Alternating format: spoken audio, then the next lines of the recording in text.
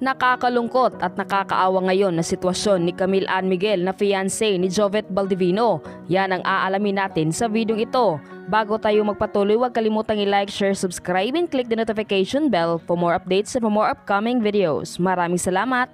Nakakaawang sitwasyon ni Camille matapos na maalam ang kanyang minamahal na si Jovet Baldivino. Laking pinagbago at ibinagsak ng kanyang katawan matapos sa kanyang mga pinagdadaanan.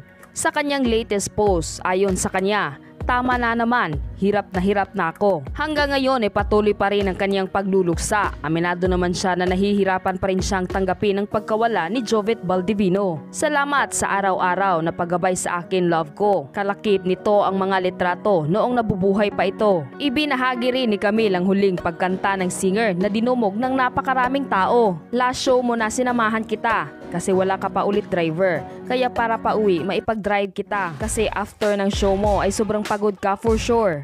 Olongga po, mamimiss kita. Samahan sa mga show mo, bihisan at make-upan, lalo na punasan ng pawis mo, love ko. Narito naman ang mga huling litrato ni Camille at Jovet na kanyang ibinahagi sa kanyang social media na tiyak magpapatulo ng iyong luha. Halina't sabay-sabay nating panuorin ang videong ito. At bago natin tapusin ang videong ito, kung may nais ka mang komento o mensahe para kay Camille ay maaari kang mag-iwan sa baba. Maraming salamat!